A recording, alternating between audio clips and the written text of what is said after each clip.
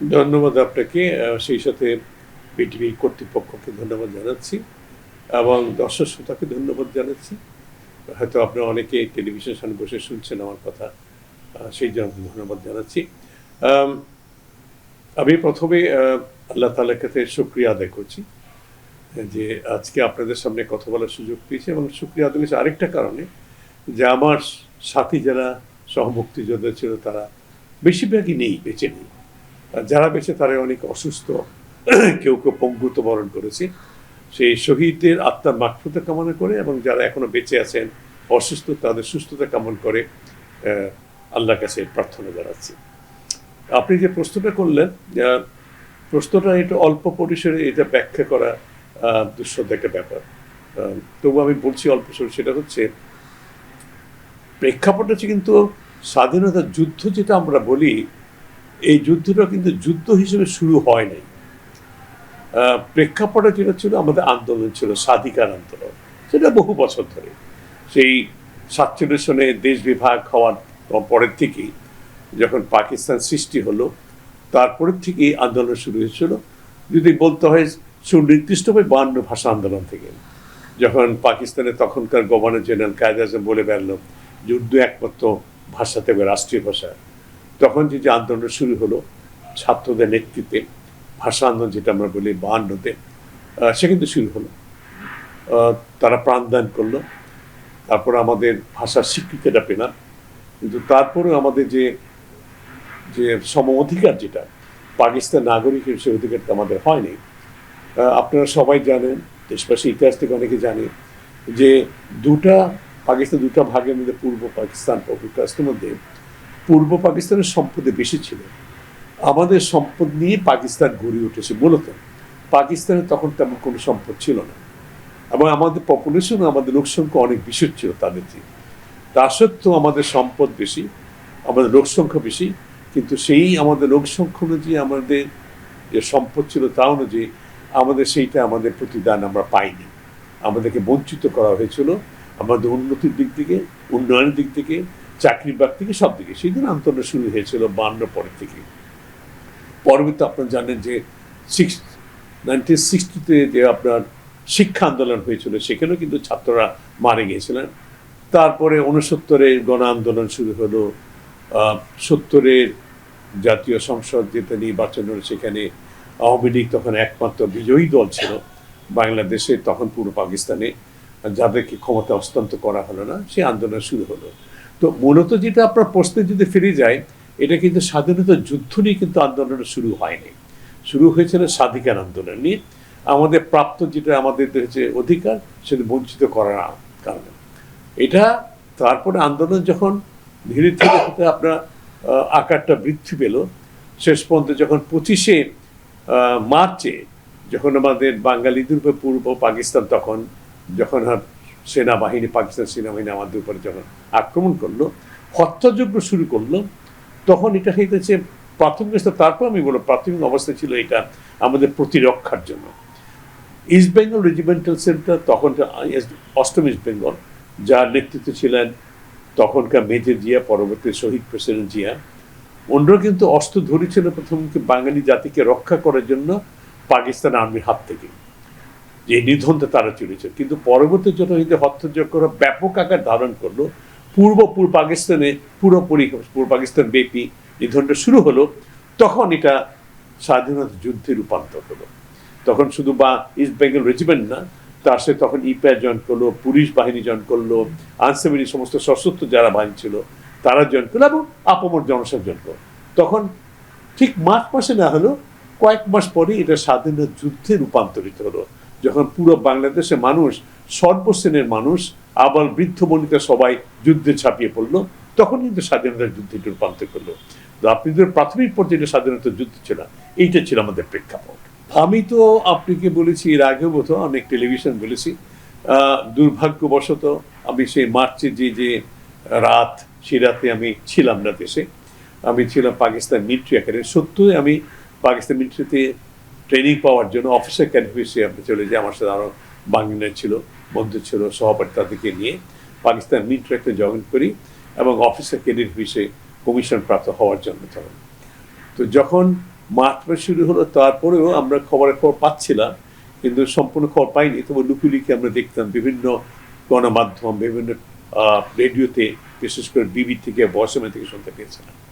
তো আমি বিশেষ যখন শুনতে পেলাম এপ্রিল মাসের মধ্যে এটা ব্যাপারটা পরিষ্কার, একটু শেষের দিকে বা মে প্রথম দিকে, যে এটা স্বাধীনতা যুদ্ধে রূপান্তরিত হয়েছে এবং বাঙালিদেরকে, পুরো বাঙালি জাতকে তা থেকে নিশ্চিহ্ন করার জন্য এই অকুপেশন পাকিস্তান আর্মি হত্যাযজ্ঞ চালাচ্ছে, তখন আমি নিজে সিদ্ধান্ত নিয়ে গেলাম যে দেশের আর্মি তার নিজের দেশের লোকের উপরে, স্বজাতির উপরে এরকম আক্রমণ করতে পারে, তাদেরকে নিশ্চিহ্ন করার জন্য সেই দেশের সেনাবাহিনীতে থাকার আমার কোনো কারণ নেই। তখন ভীষণ এই বাহিনী থেকে আমি চলে যাবো, ইন্ডিয়াতে পালিয়ে চলে যাব এবং স্বাধীনতা যুদ্ধে আমি অংশগ্রহণ করব।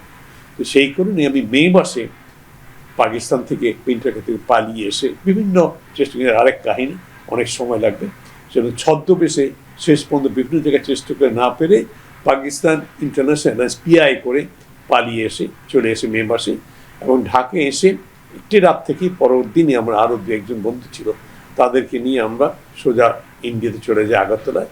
সেখানে গিয়ে আমি এই 8ম ইস্ট বেঙ্গল রেজিমেন্ট, যেটা আগে নেতৃত্বে ছিলেন শহীদ প্রেসিডেন্ট জিয়া রহমান, উনি তখন একটা ব্রিগেড ফর্ম করেছেন, রেগুলার বাহিনী, উনি আমাকে চুজ করেন ইস্ট বেঙ্গলে নিয়ে যাওয়ার জন্য, এবং 8ম ইস্ট বেঙ্গলে থেকে আমি পুরোটা যুদ্ধের সাথে যুদ্ধ করি। প্রাথমিক পর্যায়ে এটা হচ্ছে সেনাবাহিনী বিদ্রোহ ঘোষণা করে, তার কিছুদিন পরেই ইস্ট পাকিস্তান রাইফেল, যেটা এখন বিডিআর, পরবর্তী এখন বিজেপি হয়েছে, তাদের সদস্যরা তো অস্ত্রধারী ছিল এবং প্রশিক্ষণপত্র তারা জয়েন করে। এবং আপনি জানেন বিডিআর তখন যখন ইপিআর ছিল, বাংলাদেশের সমস্ত সীমান্তে তারা ছিল, মোতায়েন ছিল, তো তারা জয়েন করে, এবং সেই সাথে পুলিশ বাহিনী জয়েন করে, তাদের কাছে অস্ত্র ছিল, বিডিবি আনসার তারা জয়েন করে। তো এই সবাই মিলে তখন একটা সশস্ত্র গ্রুপ তৈরি। তারপর এর সাথে সাথে আপমর জনসাধারণ এটার সাথে জয়েন করে, অল্প বয়সে যারা স্কুল কলেজের ছেলেপেলে, ছাত্রছাত্রীরা, এবং সব শ্রেণী, কৃষক, শ্রমিক, সবাই জয়েন করে, বিভিন্ন বয়সের লোকজন জয়েন করে।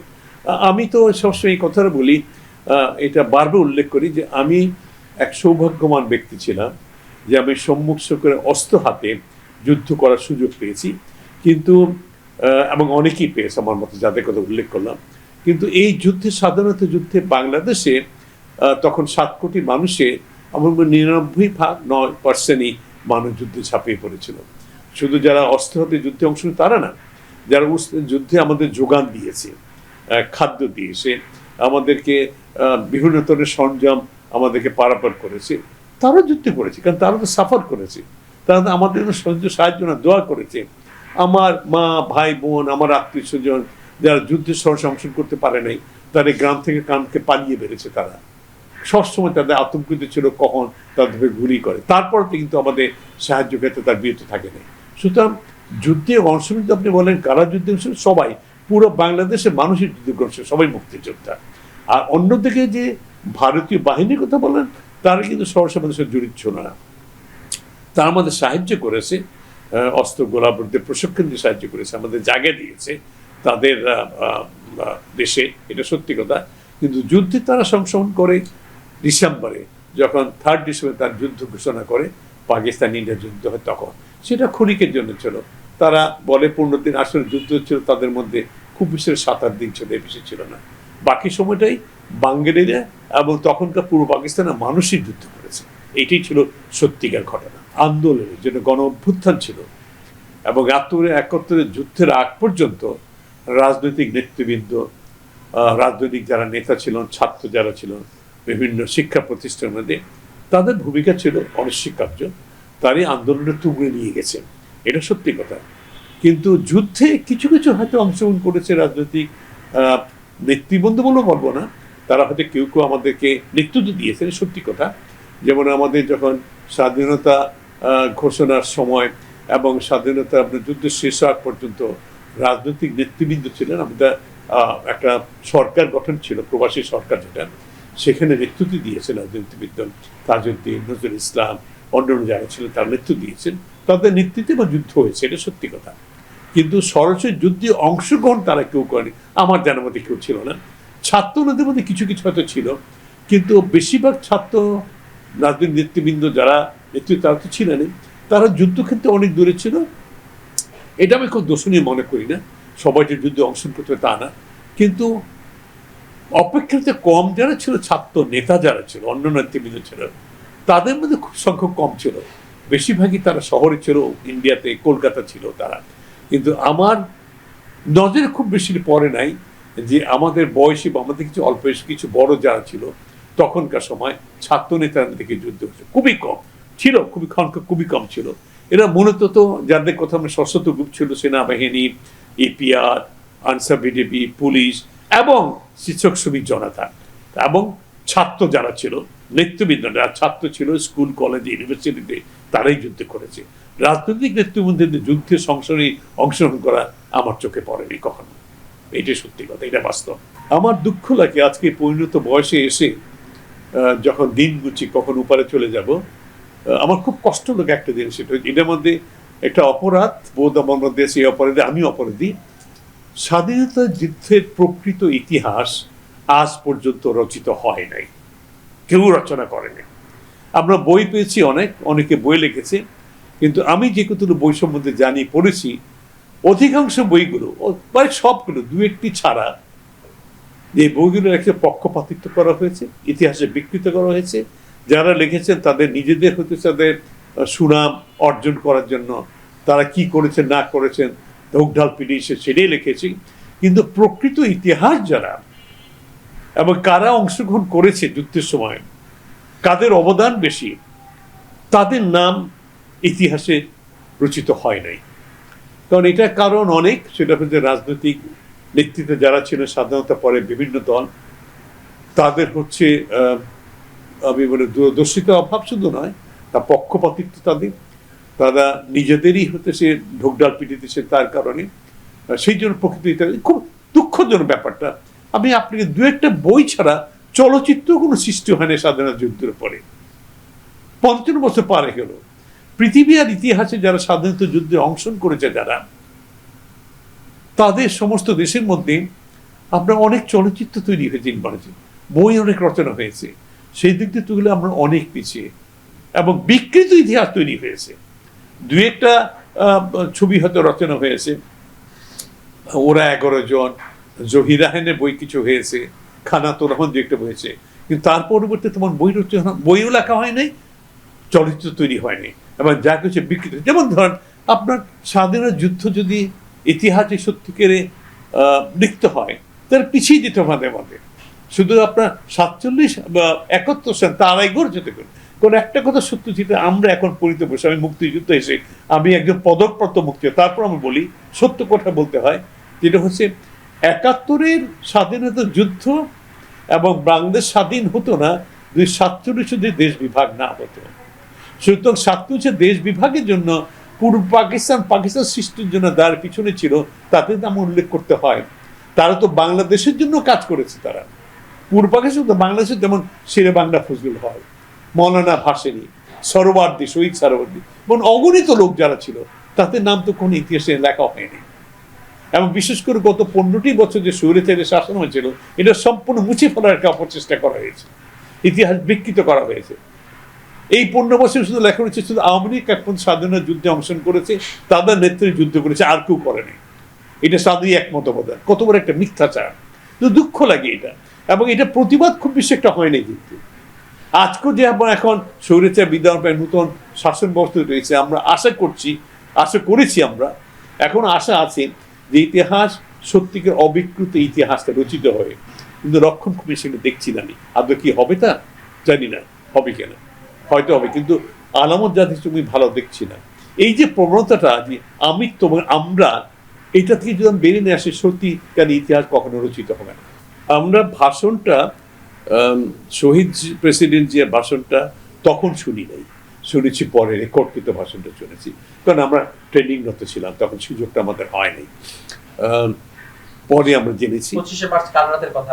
25শে মার্চে কাল রাতের কথা আমরা হয়তো পরবর্তীতে শুনেছি। আমরা কিছু কিছু অস্পষ্টভাবে শুনেছি বিভিন্ন প্রচার মাধ্যমে, যেটা বললাম বিবিসিতে, ভয়েস অফ আমেরিকাতে। পাকিস্তান থেকে তো বেতার থেকে কখনো এগুলো প্রচার করা হয় না, অন্য অন্য জায়গা থেকে শোনার সুযোগ, কারণ আমরা তো একটা একটা অনেকটা বলা হয় যে একটা কারাগারের মধ্যে ছিল, আর কবদ্ধ ছিল, যা কিছু ইচ্ছা করা যায় না, যাকে শোনা ইচ্ছা করে না, আমার সবচেয়ে নিয়ন্ত্রিত ছিল। কিন্তু যখন শুনতে পেলাম বিভিন্ন মাধ্যমে, তখন পালিয়ে পেলে রাত্রেবেলা রেডিওতে শোনার চেষ্টা করতাম, বিবিসি, বসবের অন্য মাধ্যম, সেখান থেকে আমরা জানলাম। যখন ওই যে আমি যেটা বললাম 25শে কালরাতে যে নিধনযজ্ঞটা হলো, নিরস্ত মানুষের রাতের আধারে ঝাঁপিয়ে পড়লো পাকিস্তান আর্মি এবং তাদেরকে শত শত হাজার লোক নিধন করলো আর কি, সেটা শোনার পরে আমাদের তো যেটা হয়েছে রক্তক্ষরণ হয়েছে হৃৎপিণ্ডে। এবং শোনার পরে তখন আমি যেটা মানে সিদ্ধান্ত নিলাম যে আমি বিক্রি সিদ্ধান্ত যে আমি আর এই দেশে এই সেনাবাহিনীতে থাকবো না। তখন আমার সাথে যারা অনেকে ছিল, বন্ধু যারা ছিল, তা আমার কলেজে আমরা একসাথে পড়াশোনা করছি ক্যাডেট কলেজে, তাদের মধ্যে ছিল অন্যান্য বাঙালি ছিল, তাদের সাথে কথা বললাম, চুপি চুপি আলাপ আলোচনা করলাম। আমাদের শিক্ষক অনেক বাঙালি ছিল, যারা ইনস্ট্রাক্টর ছিল, তাদের মধ্যে অনেকেই ছিল এখনো তারা পরবর্তী স্বাধীন হওয়ার পর বাংলাদেশে ফিরে এসে বাংলা সেনাবাহিনীতে জয়েন করেছে, তার সাথে আলাপ করলাম। বন্ধুদের মধ্যে অনেকে সাড়া পেয়েছি, কিন্তু আমাদের ইনস্ট্রাক্টর যারা ছিল অনেকে হয়তো আমাদেরকে শুভাকাঙ্ক্ষী ছিল, সেই জন্য অনেক খুব বেশি উৎসাহ দেয় পালিয়ে আসার। তারা ভেবেছেন এটা হয়তো অসম্ভব, একটা তোমরা ধরা পড়বে, তোমাদেরকে ধরা মৃত্যুদণ্ড দেওয়া হবে, এরকম অনেক ঘটনা ঘটেছে, আমাদেরকে নিঃস্বর করেছে অনেকে। অনেকে হয়তো কিছু তার মধ্যে ছিল পাকিস্তানে যে বিভাগ হবে, এত এটা তারা হয়তো বিশ্বাস করেনি, তাহলে হয়তো ক্ষণিকের জন্য পাকিস্তান ঠিকই একই পাকিস্তান থাকবে। আমাদের বন্ধু যারা ছাত্র বন্ধু ছিলেন অনেকে হয়তো তো একই ধরনের ধারণা ছিল। কিন্তু আমার সহপাঠী যারা ছিল ক্যাডেট কলেজ থেকে, অন্যান্য যারা জায়গা থেকে যারা, তাদের মধ্যে অনেক কথা অনেকে রাজি হলো যে আমরা পালিয়ে আসবো। তা আমরা এক করতে প্রায় 10-12 জন একত্র হলাম। কোনো একটা ছুটির দিন, শনিবার দিন, তখন ছুটি থাকতো, রবিবার দিন,